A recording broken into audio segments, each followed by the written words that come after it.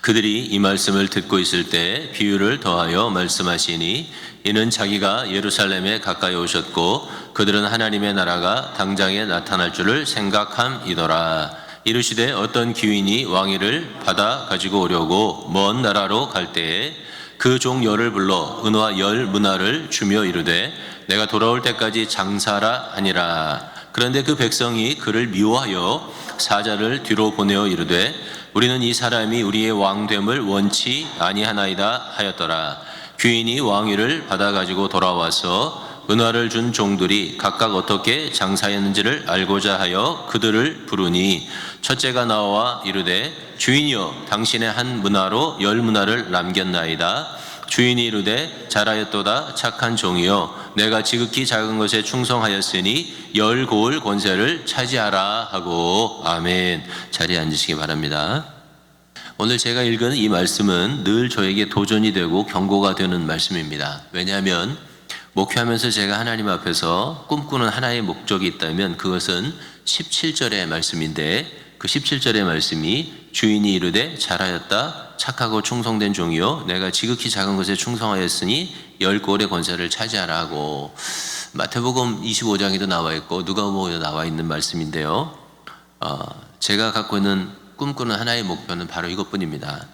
주님 앞에 섰을 때 잘했다 착하고 충성된 종아, 그 말씀을 듣는 것이 제 인생의 목적입니다. 죄인된 저를 구원해 주시고 참아 주시고 목회할 수 있도록 해주시는 하나님의 은혜에 보답할 수 있는 유일한 길은 주님이 다시 오실 때 주님께서 잘했다 착한 종아 충성된 종아 이 칭찬을 들을 수 있도록 살아드리는 것이라고 저는 그렇게 늘 그렇게 마음속에 되새기게 됩니다.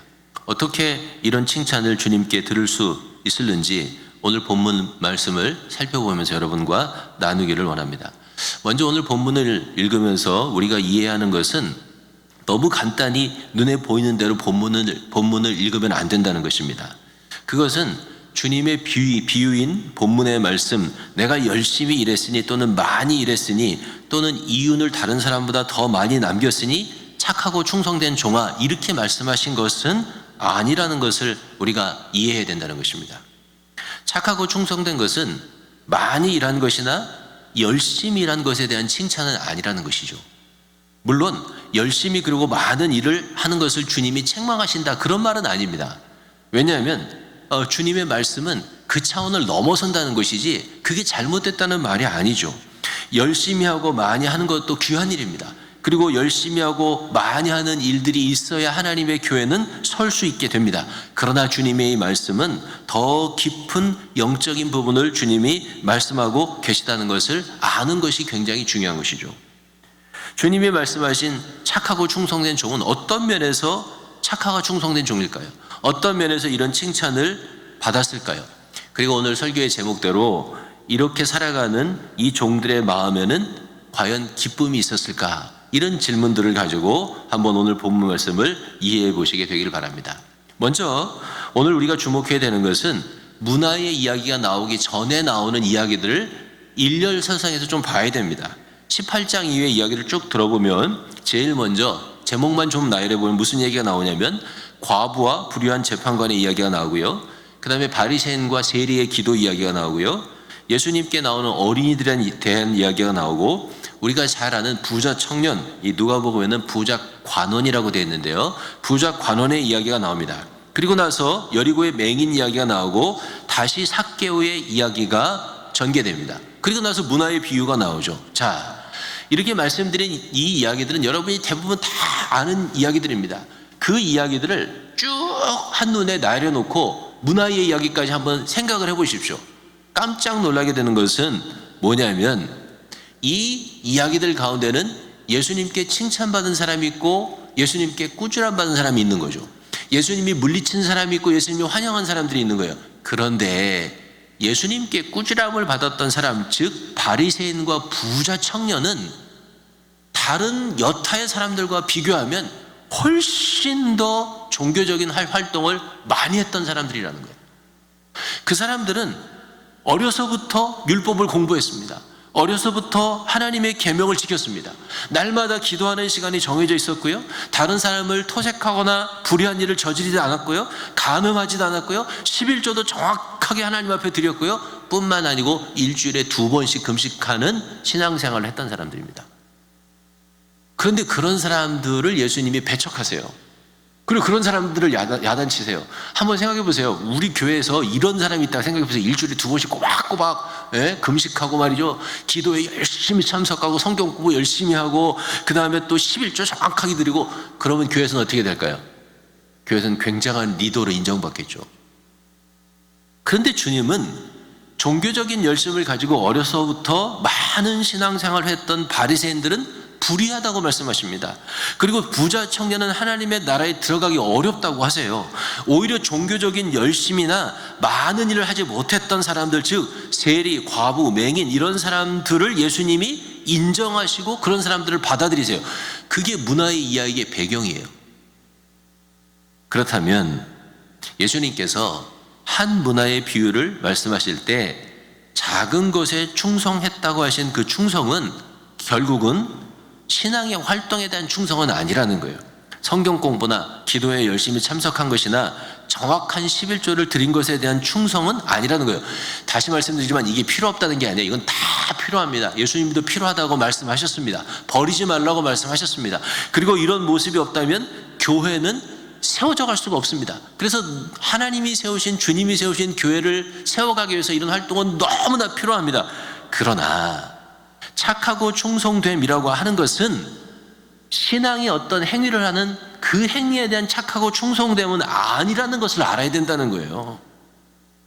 여기서 말하는 착하고 충성된 이 착함과 충성은 작게 보면 문화에 대한 충성입니다. 그러나 이 문화에 대한 충성의 배경에는 뭐가 있냐면 마을을 떠나서 왕위를 얻으러 가는 주인에 대한 신뢰와 주인이 남긴 말에 대한 충성이라고 하는 것을 기억하는 것은 너무나 중요합니다. 다시 설명하겠습니다. 이 종들이 착하고 충성된 종이라고 칭찬을 받은 이유는 그들이 일을 열심히 했거나 아니면 많은 열매를 남겼기 때문에 착하고 충성된 종이라고 칭찬받은 게 아니고, 그들은 왕위를 받으려고 마을을 떠나갔지만 마을을 떠나간 그 주인을 신뢰했고 그 주인이 남긴 말에 최선을 다해서 충성하려고 했다는 데서 뭐가 있냐면 하나님의 칭찬이 있다는 것입니다. 누가복음에 나오는 모든 칭찬받는 사람들, 과부, 세리, 삭개오, 맹인과 같은 존재들은 본래 하나님의 나라를 위해서 뭘 할 수 있는 존재로 여겨졌던 사람들이 아닙니다. 그 사람들은 하나님 나라에 밖에 있었던 사람들입니다. 하나님을 위해서 무엇을 하는 것조차도 불가능했던 사람들입니다. 그런데 그들의 공통점은 무엇이었냐면 자신을 낮추고 예수를 신뢰했다는 것입니다. 전적으로 예수를 의지하고 전적으로 예수를 신뢰해서 주님께 부르짖었습니다. 그의 은혜를 구했습니다. 그리고 그분을, 예수님을 받아들였고 그분의 말씀에 순종했던 사람들이라는 것이죠. 예수님이 말씀하신, 주님이 칭찬하신 착함과 충성은 바로 이것을 의미하는 것입니다. 정말 주님을 신뢰하고 그분을 온전히 신뢰하기 때문에 그분의 말씀을 따라가는 것, 그것을 성경은 뭐라고 얘기하냐면 그것을 충성이라고 얘기하는 거예요. 그걸 착함이라고 얘기하는 거예요. 다시 한번 정리합니다. 착함과 충성은 일이나 일론에서 남긴 이익의 크기와 것에 관한 것이 아니라는 거예요. 주님이 말씀하신 착함과 충성은 주님과의 관계에서의 신뢰도, 그리고 그 말씀을 어떻게 따라가느냐 하는 것에 관한 것이라는 것입니다. 본래 충성이라고 하는 말은 앞에 우리 헬라어 단어가 나오는데 피스티스라고 우리 헬라어에서 쓰고 있습니다. 이 피스티스라고 하는 말은 형용사인 피스토스로 많이 쓰이는데 신실한, 충성스러운 그런 뜻입니다. 어떤 성경은 이 피스티스를 충성이라고 번역하지 않고 신실함이라고 번역하기도 했습니다. 이 신실함, 충성스러움이라고 하는 말은 하나님 자신의 성품입니다. 하나님 자신이 신실하신 분이세요. 하나님 자신이 성실하신 분이죠. 그래서 신명기에는 그 하나님의 신실하심을 이렇게, 또는 충성을 이렇게 표현하죠. 읽어보겠습니다. 시작. 그런즉 너는 알라 오직 내 하나님 여호와는 하나님이시요 신실하신 하나님이시라. 그를 사랑하고 그의 계명을 지키는 자에게는 천대까지 그의 언약을 이행하시며 인애를 베푸시되 아멘. 하나님이 신실하시다는 거예요. 하나님이 충성스럽다는 거죠. 무엇에 충성스럽죠? 하나님 자신에 대해서, 하나님의 말씀에 대해서 충성스럽고 신실하시다는 거죠. 그래서 천대가 지나도록 말씀을 지키는 분이 누구냐면 하나님이시라는 거예요. 우리는 그 하나님을 믿고 따르는 거죠. 그래서 하나님은 뭘 기뻐하시냐면 신실한 마음을 기뻐하는 거예요. 하나님을 전적으로 신뢰하는 마음을 기뻐하는 거예요. 그 말씀을 믿고 따라가는 걸 기뻐하는 거예요. 본래 피스티스라고 하는 단어는 구약에서는 아만이라고 하는 단어로 사용되었습니다. 이 아만이라고 하는 단어를 풀었으면 그 뜻은 무슨 말씀이냐면 하나님의 말씀을 안으로 간직함이라고 하는 뜻이에요. 하나님의 말씀을 내 안에 가장 귀중한 곳에 간직하는 거죠. 하나님의 말씀, 성경의 말씀을 내 안에 간직하는 것이 뭐냐면 그게 신실함이라는, 그게 충성이라는 거예요. 자, 다시 누가복음 19장으로 돌아가 봅시다. 이 본문에 기록된 착하고 충성된 종들은 왜 착하고 충성될까요? 아만이라고 하는 단어를 생각할 때, 피스티스라고 하는 말을 생각할 때 왜 충성스럽죠? 그들은 자신들을 떠나서 왕위를 받으러 갔던 주인이 그들에게 했던 말을 어디에 간직했습니까? 마음에 간직했던 거예요. 그들이 그 말을 마음에 간직했던 이유는 그들은 자신의 주인을 신뢰했기 때문이죠. 뭘 신뢰했을까요? 주인이 한 말을 신뢰한 거죠. 내가 왕위를 받으러 간다. 내가 다시 돌아온다. 내가 다시 돌아올 때까지 너희는 장사해라. 그게 주인의 말이었습니다. 누가복음 19장 13절 다시 한번 읽어볼까요? 시작. 그 종 열을 불러 은화 열문화를 주며 이르되 내가 돌아올 때까지 장사하라 하니라. 아멘. 사실은 딱 두 마디예요. 내가 돌아온다. 그때까지 장사해라. 이 두 마디인 거죠. 별로 자세하지도 않아요. 별로 친절하지도 않아요. 구체적으로 언제 온다는 말씀도 없습니다. 그런데 충성되다고 칭찬받았던 종들은 이 말씀을 마음에 그대로 간직했던 거죠. 아, 우리 주인은 돌아온다. 주인은 신실하신 분이다. 그분은 어떻게든지 자신의 말씀을 지키는 분이다. 그분이 장사라고 했으니까 나는 어떻게 하겠다? 나는 장사하겠다. 그게 충성스러운 종들의 모습이었습니다. 그걸 칭찬하신 거예요. 자, 바리새인들과 부자 관원들의 이야기를 한번 생각해 봅시다. 왜 이 사람들은 충성된 사람이 아니었습니까? 왜 이 사람들은 예수님에게 환영받지 못했습니까? 세상적으로 보면요, 이 바리새인과 이 부자 관원처럼 충성스러운 사람이 없습니다. 어릴 때부터 얼마나 정확하게 했습니까? 모든 걸 다 정확하게 했죠. 헌금 드리는 거, 성경 읽는 거, 기도하는 거 하나도 정확하게 하지 않은 게 없어요. 모든 걸 너무나 세상으로 보기에는 너무나 잘한 거예요. 그런데 바리새인과 그리고 이 부자 청년에게는 뭐가 없었을까요? 하나님의 말씀이 그 마음에 없었던 거죠. 다른 말로 하면 예수가 주인으로 그 마음에 없었던 거예요. 그래서 예수님이 바리새인에게 부탁했던 건 뭐죠? 너의 모든 종교적이고 신앙적인 가식과 허울을 벗어버리고 나를 따르라. 예수님이 그렇게 말씀하신 거예요. 바리새인들에게는. 바리새인들이 그걸 못했던 것이죠. 왜냐하면 그 안에는 누가 없으니까? 하나님의 말씀이 없으니까. 예수가 주인으로 안 있으니까. 부자 청년도 똑같아요. 부자 청년에게 주님이 하셨던 말씀은 뭐죠? 네가 가지고 있는 재물을 다 팔아서 가난한들에게 주고 너는 나를 따르라. 부자 청년이 못했습니다. 왜 못했죠? 그의 마음에 주님의 말씀이 없으니까. 그의 마음에 예수가 주인으로 계시지 않으니까. 사랑하는 성도 여러분, 오늘날 세상에는요, 교회에는요, 어쩌면 이런 부류의 사람이 꽤 많이 있는지 몰라요. 열심도 있고요, 종교적인 활동도 잘합니다. 예배 생활도 잘하고요, 성경도 잘 읽습니다. 뭐 하나 빠지는 게 없어요. 그런데 결정적인 데 문제가 있어요. 그게 뭐냐면 그 심령과 마음에 예수가 주인으로 있지 않은 거예요. 예수가 주인으로 있으면, 그래서 그 예수의 말씀이 그 마음에 있으면 예수님이 너 그거 버려라 그러면 버릴 수 있어야 되거든요. 너 그거 스탑해라 그러면 스탑할 수 있어야 되거든요. 근데 버리라 그래도 못 버리는 거예요. 스탑하라 그래도 스탑하지 못해요. 종교적인 활동을 못하는 게 아니에요. 종교적인 활동은 너무 잘해요. 근데 진짜 마음에서 예수가 하시는 말씀에는 순종이 안 되는 거죠. 그러면 그거는 바리새인하고 똑같은 거예요. 부자 청년하고 똑같은 거예요. 주님의 말씀이 그 안에 없으면 진짜 충성이 안 되는 거죠.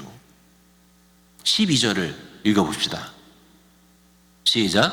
이르시되 어떤 귀인이 왕위를 받아 가지려고 오려고 먼 나라로 갈 때에. 자, 오늘 본문 말씀은 주인을 신뢰하고 그의 말에 충성하는 종들의 모습이 두 가지 정황으로 인해서 더 강조되고 있습니다. 첫 번째는 주인이 길을 떠나 현장에 없다는 거예요. 사랑하는 성도 여러분, 가게의 주인이 옆에 있을 때와 없을 때 종업원들의 행동에 차이가 납니까? 차이가 납니다. 너무나 많은 사람들이 증거합니다. 옆에 주인이 있을 때와 없을 때 종업원들이 하는 행동이 너무나 차이가 난다는 거죠. 그 차이가 없을 만큼 행동하는 종업원은요, 그거는 진짜 훌륭한 사람이죠. 그런 사람 찾기가 어렵잖아요. 유치원에서 학부모가 그 옆에 있을 때 유치원 선생님이 그 학부모의 아이를 대하는 것과 그 학부모가 그 자리에 없을 때 대하는 것이 똑같습니까? 너무나 차이가 난다고 해서 문제가 생기잖아요.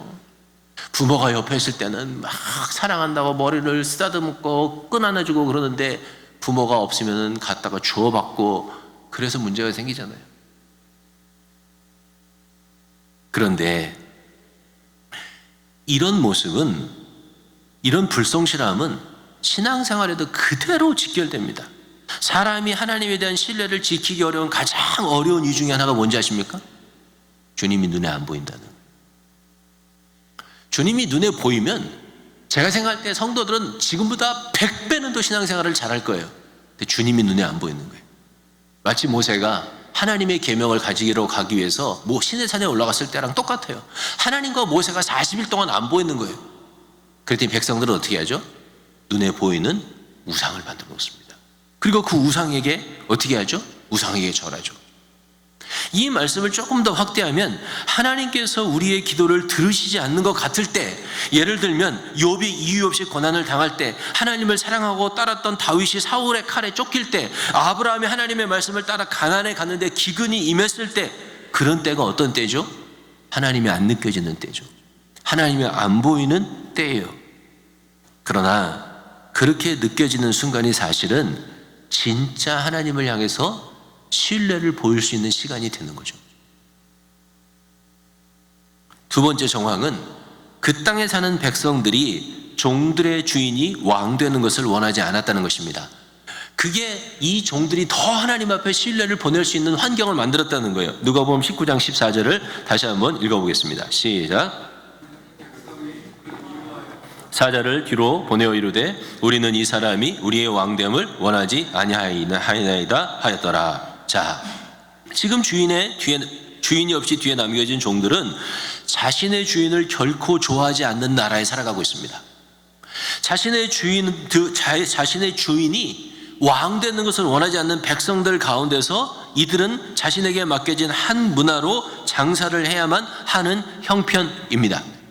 그런데 이 나라의 백성들은 장사를 하는 이 종들이 누구의 종인지 압니다. 그리고 그 장사 미천이 어디에서 나왔는지도 그들은 알고 있습니다.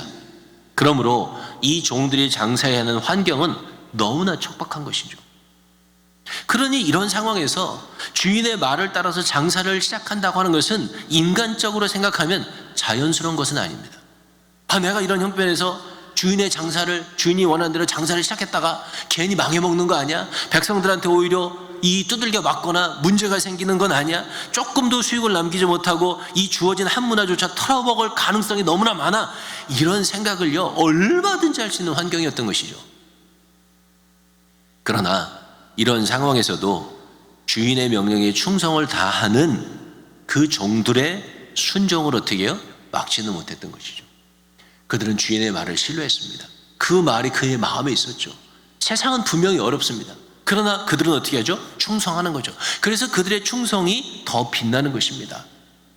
여러분과 제가 살아가는 이 세상도 똑같습니다. 우리가 살아가는 이 세상은, 그리고 이 세상 나라의 사람들은 우리가 주인으로 모시는 예수 그리스도가 이 땅의 왕됨을 기뻐하지 않는 세상입니다. 점점 더 그것이 심해지고 있습니다. 그래서 이 땅에서 예수를 왕으로 모시고 사는 것이 너무나 어려운 일이 되어가고 있습니다. 목회는 말할 것도 없습니다. 목회하는 것이 점점 더 어려운 시대가 되어갑니다. 그러나 바로 이 땅, 이 세상, 이 시대가 사실은 진정으로 주님을 향한 신뢰와 그분의 말씀에 대한 충성을 보일 수 있는 환경과 시대가 되어가고 있는 거죠. 이 문화를 맡았던 사람들의 충성이 빛났던 것은요, 주인이 계시지 않았기 때문이며 그 땅의 백성들이 그 주인을 왕으로 삼기를 원하지 않았기 때문에 이들의 신뢰와 충성이 더 빛나는 거죠. 제가 본문을 꽤 길게 설명했는데요, 다시 한번 오늘 본문 말씀을 여러분들이 잘 생각해 보시면서 또 다른 질문을 한번 마음속에 새겨보시길 바랍니다. 그 질문은, 과연 이렇게 주인이 없는 상태에서 그 주인이 왕됨을 싫어하는 백성들 가운데 주인의 말씀을 따라 장사를 해야만 했던 이 종들의 마음에는 기쁨이 있었을까 하는 것입니다. 그게 제 질문입니다. 제 생각에는 기쁨이 있었을 것 같죠? 왜냐하면 기쁨이 있어서 열심히 장사했으니까 5배와 10배를 남기지 않았겠습니까? 만약에 그들의 마음 가운데 기쁨이 있었다면 어떤 기쁨이 있었을까요? 제가 성경을 묵상하면서 하나님 앞에서 발견하는 기쁨의 첫 번째는 신뢰할 수 있는 주인이 있다고 하는 기쁨입니다. 여러분, 그런 기쁨을 생각해 보셨나요? 제가 계속 설명했던 것처럼 주님이 우리 안에 주시는 그 기쁨은요, 세상적인 플레저와는 다릅니다. 세상적인 기쁨은요, 자극적이요, 막 끌어 넘칩니다. 근데 곧 사라져요. 근데 주님이 주시는 기쁨은 안 그런 기쁨일 때가 너무 많아요. 그 기쁨은요, 평안의 기쁨입니다. 그 기쁨은 잔잔한 기쁨이며 그 기쁨은 우리의 삶의 모든 영역에 영향을 미치는 기쁨이죠. 신뢰할 수 있는 주인이 있는 기쁨은 사실은 어떻게 해요? 말할 수 없는 기쁨입니다. 그게 무슨 기쁨인데요, 제가 예를 들어 보면 여러분은 금방 이해할 수 있습니다. 신뢰할 수 없는 주인을 두었을 때의 불안감을 상상해 보십시오. 여러분이 누구이든 신뢰할 수 없는 사람이 있으면 불안하지 않습니까? 남편이 있는데 남편을 신뢰할 수 없다면 어떡할까요? 남편이 있는데 밤에 늦게 들어와요. 그럼 밤에 늦게 들어온 남편이 직장에서 일을 하는지, 카지노에 가서 도박을 하는지, 딴 여자를 만나고 다니는지 불안해. 믿을 수가 없어. 그럼 그 사람의 마음은 어떨까요? 그 불안함은요, 설명할 수 없이 큰 거예요. 똑같잖아요. 뭐 남편 얘기만 해도 죄송합니다. 아내가 밤늦게 들어와요. 이상하게 보름달만 뛰면 화장을 하고 나가. 그런다고 생각해보세요. 그럼 여러분 마음이 얼마나 불안하겠어요. 예? 수년 전에 한국에 임재범이라고 하는 가수가 너를 위해라고 하는 노래를 불렀죠. 그 가사의 내용이 너무나 생생하게 우리 인간의 삶을 묘사하고 있습니다. 이렇게 쓰고 있지 않습니까? 그렇게도 많은 잘못과 잦은 이별에도 항상 거기 있는 너, 날 세상에서 제대로 살게 해줄 유일한 사람이 너란 걸 알아. 나 후회 없이 살아가기 위해 너를 붙잡아야 하겠지만 나의 거친 생각과 불안한 눈빛과 그것을 지켜보는 너, 그건 아마도 전쟁 같은 사랑, 이렇게 노래하지 않았습니까? 여러분, 그 정사가 느껴지십니까? 믿을 수 없는 남자를 사랑하는 여자가 갖고 있는 그 불안함. 믿을 수 없는 사람을 옆에 두는 거는요, 신뢰할 수 없는 사람을 옆에 두는 거는요, 너무나 고통스러운 거예요. 착하고 충성된 종들은 자신의 주인에 대한 너무나 분명한 신뢰가 있었습니다. 비록 그 나라 사람들, 그 백성들은 그 주인을 좋아하지 않았습니다. 그 주인이 왕됨을 원하지 않았습니다. 그러나 그럼에도 불구하고 착하고 충성된 종들은 그 주인을 향한 신뢰를 가지고 있었던 것이죠. 악하고 게으른 종들은 악하고 게으른 종이라 책망과 심판을 받았던 그 악한 종들은 주인을 오해했습니다. 그러나 그럼에도 불구하고 충성된 종들은 어떻게 해요? 그러지 않았던 거죠. 그들은 주인을 신뢰했고 그 신뢰 안에서 기뻐했습니다. 그들은 이렇게 생각했습니다. 내 주인은 좋은 분이고 그분은 나를 선하게 대하신다. 어떤 경우에도 그는 그의 성실한 종들에게 약속을 지키실 것이다. 반드시 내 주인은 내 편에 서주실 것이다. 지금은 떠나 있지만 그분은 돌아오실 것이며 그리고 내 모든 충성을 그분은 알아주실 것이다. 그들의 마음에 뭐가 있었어요? 그 신뢰가 있었죠. 그래서 그 신뢰 때문에 그들은 평안했고 그 신뢰 때문에 그들은 감사했고 그 신뢰 때문에 그들은 기뻐했던 거죠. 이 감사와 기쁨이요, 제일 많이 발견되는 성격이 어디냐면 시편입니다. 여러분이 잘 아는 다윗의 예를 한번 생각해 보세요. 시편 56편은 다윗이 자기가 죽인 그 골리앗이라고 하는 장수의 고향인 가드까지 도망갔다가 블레셋 사람들에게 잡혔을 때입니다. 한번 생각해 보세요. 기가 막히지 않습니까? 하나님 앞에 충성을 다했던 다윗, 하나님을 그렇게 사랑했던 다윗이 자기 장인어른의 칼을 피해서 도망을 갔는데 유다 땅에는 도망갈 데가 없어서 블레셋까지 도망간 거예요. 그러니 인간적으로 생각하면요, 원수의 손에 넘겨서 죽을 것 같은 그 순간에 하나님 앞에 감사하고 하나님을 신뢰할 수 있을 만한 상황입니까?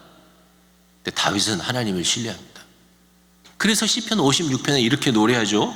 몇 절을 읽어보면 하나님이여 나를 긍휼히 여기소서 사람이 나를 삼키려고 종일 치며 압제하나이다. 나의 원수가 종일 나를 삼키려 하며 나를 교만히 치는 자가 많사오니, 그 다음에 뭐라고 쓰고 있냐면 내가 두려워하는 날에는 주를 의지하리이다. 4절에 이렇게 쓰고 있죠.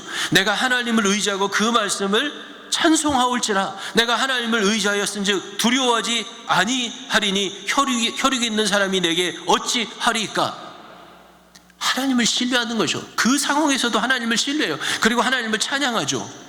11절에 계속해서 내가 하나님을 의지하였은즉 두려워하지 아니하리니 사람이 내게 어찌하리이까. 12절 13절 읽어볼까요? 시작. 하나님이여 내가 주께 선함이 있사온즉 내가 감사제를 주께 드리리니 주께서 내 생명을 사망에서 건지셨음이라. 주께서 나로 하나님 앞 생명의 빛에 다니게 하시려고 실족지 않게 하지 아니하셨나이까. 아멘.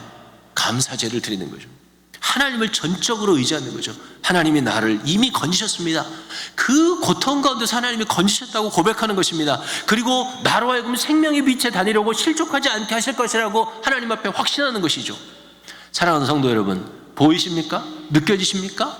만약에 자신의 하나님에 대한 신뢰가 없었다면 다윗이 어떻게 이 상황에서 행동할 수 있었을까요? 하나님을 주인으로 삼고 전적으로 그분을 신뢰하는 사람은 어떤 상황에서도 하나님 앞에 달려가 그를 의지하고 그리고 도움을 요청하며 그분 안에서 하나님의 도우심을 확신하는 기쁨 가운데 살아가고 있는 거죠. 성도 여러분, 여러분은 주인이신 주님을 정말 신뢰하고 있습니까?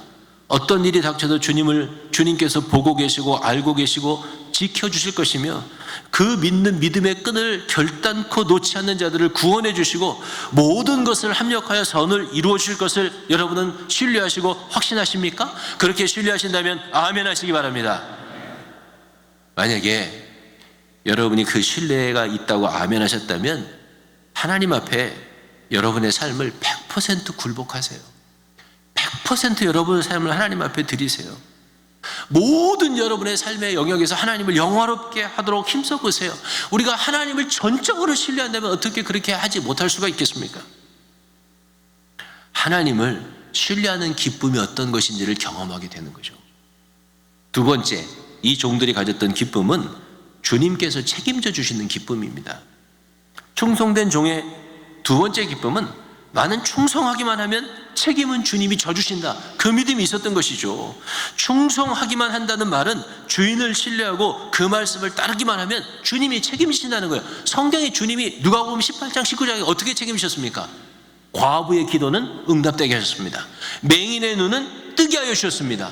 그렇지 않습니까? 삭개오의 가정에는 구원이 임했다고 주님이 선포해 주셨습니다. 온전히 주님을 신뢰하고 주님께 모든 것을 다 맡기면 하나님은 누구를 책임집니까? 과부도, 세리도, 맹인도 책임져 주시는 것입니다. 오늘 본문 말씀에 나오는 이 종들도 책임져 주시는 것이죠. 하나님께서 100% 책임져 줄 것을 믿으면 그때 우리는 두려움을 이기게 됩니다. 주님은 우리의 가장 무거운 짐인 죄와 죽음의 문제를 해결해 주신 분입니다. 주님께서 만약에 우리의 죄와 죽음의 문제를 다 해결해 주셨다면 우리가 하나님을 신뢰하는 한 하나님은 우리의 삶의 모든 것들을 책임져 줄 것입니다. 하나님께서 우리 안에 역사하시면 사막에 샘이 솟게 될 것입니다. 광야에 길이 생기게 될 것입니다. 하나님을 온전히 신뢰하고 따르는 삶에는 실패가 없는 거예요. 눈에 보이는 실패도 하나님을 신뢰하는 일에 성공하고만 있다면 우리는 어떻게 해요? 낭망할 필요가 없습니다. 두려움에 떨 필요가 없습니다. 다윗은 광야의 큰 고단을 거치면서 이스라엘의 가장 위대한 왕으로 준비되어 갔고요. 아브라함은 기근을 피해서 애굽에 내려감으로 말미암아 부자가 되는 기틀이 생겼고요. 요셉은 어떻게요? 애굽에서 억울한 종살이 끝에 애굽의 총리가 되는 거예요. 인간의 눈으로 볼 때는 실패가 있고, 인간의 눈으로 볼 때는 낭망이 있고, 인간의 눈으로 볼 때는 어려움이 있지만, 사실은 하나님을 절대적으로 신뢰하면요, 하나님 안에는 실패가 없는 거예요. 모든 것을 다 합력해서 하나님이 우리를 책임지시고 우리의 모든 것들을 이루어 주신다고 하는 것을 경험하게 되는 거죠. 그게 충성된 종의 기쁨입니다. 마지막 기쁨은 주인에게 칭찬받는 거죠. 사랑하는 성도 여러분, 여러분 칭찬받는 거 좋아하십니까? 여러분 하나도 안 좋아하네. 저는 칭찬받는 거 굉장히 좋아합니다.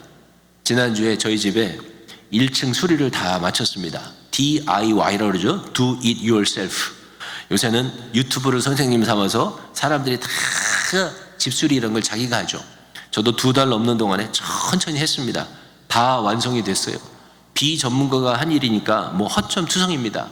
그런데 지난주에 우리 집사람과 딸들이 앉아서 금요 가정 예배를 드리는데 우리 집사람이 저한테 막 칭찬하는 거예요. 야, 지혜야, 아래 내려가 봐라. 한번 봐라. 네 아빠가 진짜 잘해놨다. 이렇게 칭찬을 하는 거예요. 그러니까 우리 딸이 자기 회사도 지금 전문가를 불러서 이렇게 돈 주고 공사를 하는데 아주 마음에 든다는 거예요. 그러더니 뭐라 하는지 아세요? 야, 우리 아빠가 하면 더 잘할 텐데. 택도 없는 소리죠. 말도 안 되는 소리인데 그렇게 칭찬하니까 어떻게 합니까? 마음이 행복하더라고요. 그런데 사람에게 칭찬받는 것도 즐거운 일이지만 우리 주님이 다시 오시는 그때 주님께서는 그를 신뢰하고 그의 말씀을 따르는 일에 대해서 충성을 다했던 종들에게 주님이 칭찬하실 거라는 거죠. 착하고 충성된 종아, 내가 지극히 작은 일에 충성했으니 정말 잘했구나.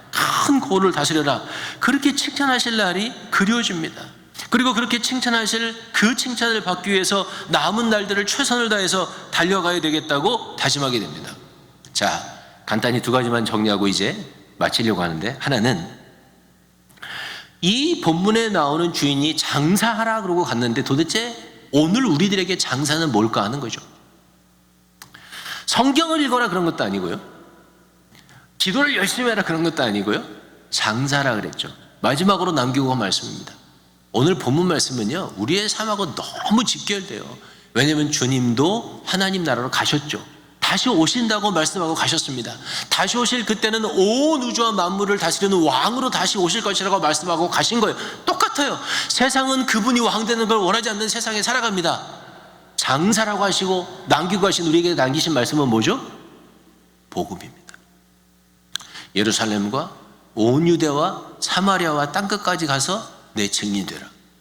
우리에게 맡겨주신 은하는요, 복음인 거예요. 우리가 장사해야 될 것은 복음을 전하는 것이죠. 그러니까 사실은 내 주인 되신 예수 그리스도에게 신뢰를 바치고 충성을 다하는 일은 복음을 전하는 일이 없으면 안 된다는 거예요. 거기는 필수 불가결한 연결고리가 있는 거예요. 어떻게 해서든지 내가 충성을 다하는 종이 되기 위해서는 다른 무엇보다도 가장 마음을 힘써야 되는 게 있는데, 그것이 뭐냐면 복음을 전하는 것이라는 거죠. 마지막 하나는, 제가 설교 초두에 가장 원하고 꿈꾸는 일이 주님 앞에 섰을 때 착하고 충성된 종이라고 칭찬받는 거라고 말했죠. 그럼 가장 두려워하는 일은 뭘까요? 그거는 주님 앞에 섰을 때 주님께서 악하고 게으른 종아, 내가 내 말로 너를 심판한다. 누가복음 그렇게 되어 있고요, 마태복음에는 너는 바깥 어두운 곳에 쫓겨나 슬피 울며 이를 갈미 있으리라. 이 말씀을 듣고 책망을 듣는 것이 제가 가장 두려워하는 것입니다. 그런데 제가 어제 월삭 새벽 예배를 드리고 나서 우리 교인들을 위해서 간절히 하나님 앞에 기도하는데, 하나님이 제 마음에 주시는, 기도 가운데 주시는 상상이 있었어요. 이건 환상은 아니고 상상이에요. 근데 그 생각을 하면서 제 마음에 목회를 하는 사람으로서 또 다른 두려움이 하나 생겼어요. 그 전까지는 없었는데 이번에 처음 갖게 된 거예요. 제가 기도 중에 상상을 하는데, 주님께서 우리 구원받은 자들을 칭찬받을 자들의 이름을 부르시는데, 그때 주님이 이름을 가나다 순으로 부르시는 것도 아니고요, ABC 순으로 부르시는 것도 아니고, 그건 제가 기도하는데 상상한 거예요. 상상이에요.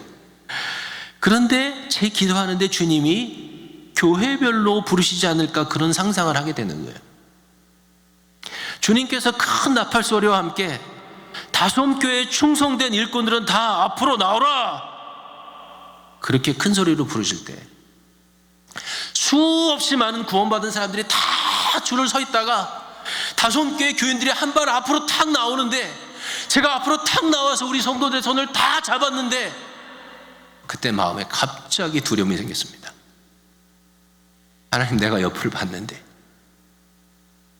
내가 사랑하는 장로님들이 거기 계시지 않으면 어떻게 하겠습니까? 내가 사랑하는 안수 집사님들이 그 자리에 손잡고 있는데 빠져 있으면 어떻게 되겠습니까? 내가 사랑하는 권사님들이 그 자리에 손잡고 있지 못하면 어떻게 되겠습니까? 제가 우리 교회 장로님들 이름 한 분 한 분을 부르고, 안수 집사님 이름을 한 분 한 분을 부르고, 우리 권사님들 이름을 부르면서, 주님, 과연 그 권사님은, 그 안수 집사님은 그 자리에 있겠습니까? 그렇게 기도하는데 마음에 두려움이 생기더라고요. 그분들이 거기 서 있지 못하다면 저는 하나님 앞에서 과연 잘했다고 칭찬받는 그 자리에 설 수 있을까? 그 마음이 생기니까요, 기도하는 가운데 너무너무 마음이 안타까웠습니다. 제가 잘 설명했는지는 모르겠습니다. 그러나 성령께서 그 안타까움으로 우리 재직들을 위해서 하나님 앞에 기도하게 하셨다고 하는 사실은 너무나 분명합니다. 사랑하는 성도 여러분, 사랑하는 다솜교회 성도 여러분, 이미 충성된 종으로 주님을 향하여 신뢰를 지키고 계십니까? 잘하고 계시는 것입니다. 주님이 책임져 주실 것입니다. 절대로 낙심하지 마시고 앞으로 나가게 되시기를 바랍니다. 그러나 아직도 하나님을 향하여 전적인 신뢰와 충성을 드리지고 못하고 계시는 분이 있다면, 여러분 오늘 주님의 음성을 듣게 되시길 바랍니다. 주님이 여러분을 부르십니다. 왜 나를 믿지 못하느냐고, 왜 나를 완전히 신뢰하지 못하느냐고, 나는 내 아들까지 너를 위해서 내어주었구만, 어찌 너는 나를 신뢰하지 못하냐고 주님이 안타깝게 부르시는 것입니다. 우리 함께 하나님 앞에 결단합시다. 함께 하나님 앞에 충성된 종이 되십시다. 그분의 말씀에 모든 것을 걸고 순종해 보십시다. 반드시 하나님께서 충성된 종에게 주시는 기쁨과 상급을 경험하게 되실 것입니다. 할렐루야.